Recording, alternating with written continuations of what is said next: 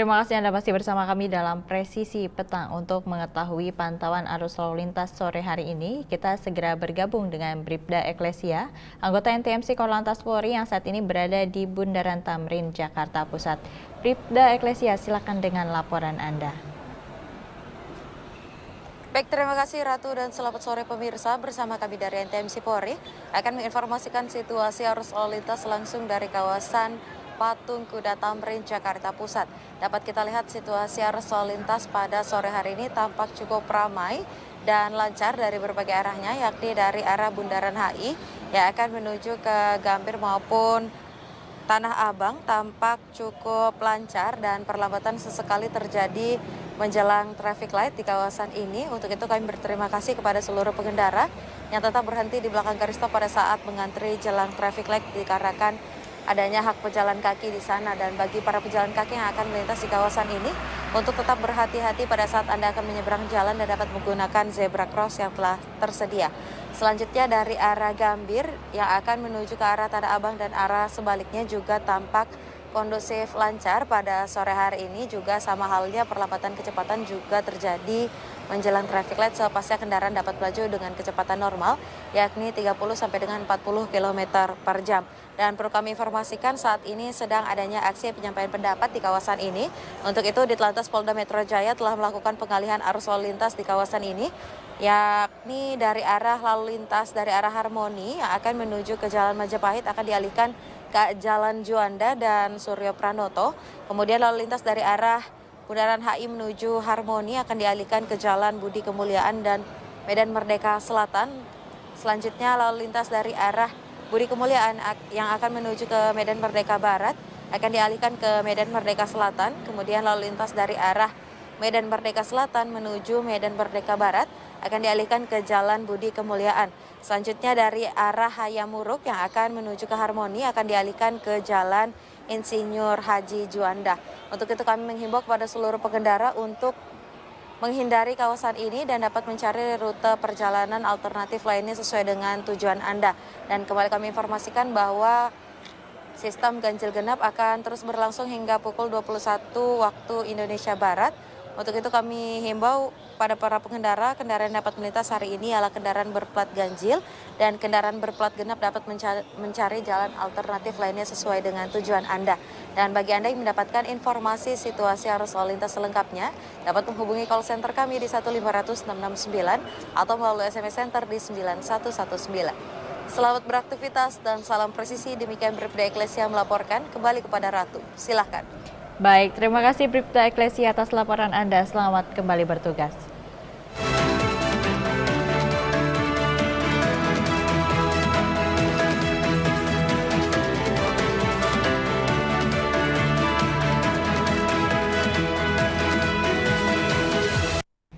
Pemerintah memutuskan untuk melanjutkan kebijakan bantuan pangan hingga tahun 2024.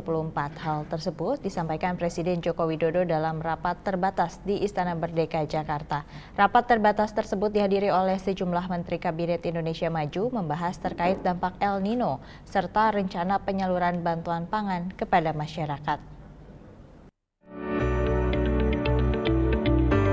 Presiden Joko Widodo menggelar rapat bersama sejumlah Menteri Kabinet Indonesia Maju membahas soal perpanjangan penyaluran bantuan pangan pada Senin 6 November 2023 bertempat di Istana Merdeka, Jakarta. Dalam rapat tersebut, pemerintah memutuskan untuk memperpanjang pemberian bantuan pangan berupa beras 10 kg hingga bulan Juni 2024 mendatang. Sedianya bantuan sosial tersebut hanya diberikan hingga November. Menteri Perdagangan Zulkifli Hasan menyampaikan dalam keterangan pers bahwa rapat terbatas membahas terkait bantuan pangan yang diberikan sebelumnya. Perpanjangan bantuan sosial dilakukan karena harga beras belum turun secara signifikan. 10 kilo. Jadi tadi sudah diputuskan harusnya bantuan sosial beras itu sampai September, Oktober, November, diperpanjang Desember, kemudian Januari, Februari, lanjut nanti sampai kuartal kedua tahun 2024. Maret, April, Mei, Juni. Jadi akan terus diperpanjang mengingat harga beras yang masih terus memang tidak naik lagi tapi belum turun. Oleh karena itu bantuan dilanjutkan. Kira-kira itu intinya rapat hari ini. Menteri Perdagangan juga mengatakan bahwa stok beras pemerintah yang ada saat ini masih dalam kondisi aman. Menurutnya, beras impor untuk stok beras pemerintah akan terus masuk hingga bulan Januari mendatang. Sementara itu, Menteri Koordinator Bidang Perekonomian Airlangga Hartarto dalam keterangan terpisah mengatakan bahwa penyaluran bantuan pangan di bulan sebelumnya sudah sesuai dengan target yang ditentukan. Tadi rapat internal mengenai penyaluran bantuan pangan. Tadi disampaikan bahwa saat sekarang kondisi Bulog per 2 November stoknya 1.442.945 ton dan penyaluran bantuan pangan di bulan September itu 94,95% dan di bulan Oktober 94,89%. November di 18,45 dan kita masih ada di bulan Desember. Jadi bulan September yang tersalur sekitar 201 ribuan. Demikian pula di bulan Oktober. Dibahas untuk bantuan pangan di tahun 2024, di mana Bapak Presiden sudah setuju bahwa tahun 2024 kita akan berikan dari bulan Januari sampai dengan bulan Juni. Jadi beras tetap 10 kilogram. Untuk 22.004.077 keluarga penerima manfaat. Dan juga untuk bantuan stunting terhadap 1.446.089 KRS dari data BKKBN, bantuan stunting sebesar 446.242 juta per kuarternya. Jadi totalnya sekitar 892 miliar di semester pertama tahun depan. Menteri Pertanian Andi Amran Sulaiman yang juga hadir dalam rapat terbatas tersebut menyampaikan bahwa Presiden memberikan arahan terkait dampak yang bisa ditimbulkan dari El Nino terhadap stok pangan nasional. Kita rapat masalah pangan, khusus sektor pertanian, bagaimana mempercepat produksi di dalam kondisi El Nino. Sekarang pertanaman ini mundur 1-2 bulan, sehingga kami harus melakukan akselerasi tanam agar tahun depan ini bisa kita menekan impor insya Allah. Nah, yang pertama adalah daerah irigasi, lahan yang beririgasi 1-1,5 juta hektar, kita lakukan pertanaman secepat. Kalau bahasanya petani adalah tanam culik. Yang dikatakan tanam culik adalah selesai panen langsung tanam. Nah, itu namanya tanam culik. Nah, kemudian kita akan memberikan insentif El Nino dalam bentuk bibit benih kepada petani-petani kita agar mereka cepat melakukan tanam di tanah-tanah yang sudah panen.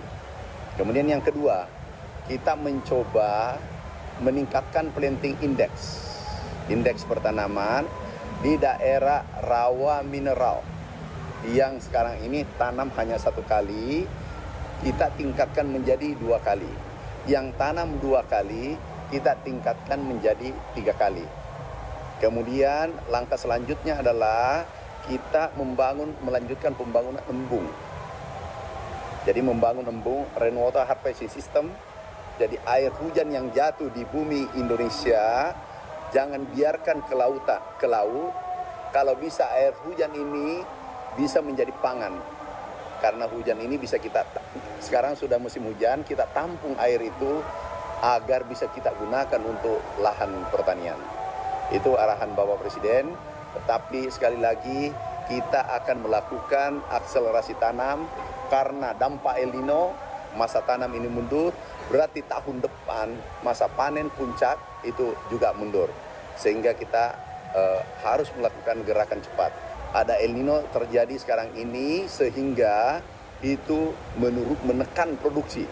Dulu 2018 itu produksi 34 juta, sekarang ini berada pada posisi 30 juta ton. Sedangkan kebutuhan juga 30 juta ton, sehingga antara kebutuhan dengan produksi itu sama. Oleh karena itu kita impor untuk cadangan di gudang. Untuk sekarang ini, kita fokus pada yang impor yang dulu swasembada. Beras, jagung. Yang lain tetap kita perhatikan, tetapi 6 bulan, Oktober, Maret, ini kita fokus pada padi dan jagung. Insentif El Nino juga pada padi dan jagung. Tetaplah bersama kami, Presisi Peta akan segera kembali.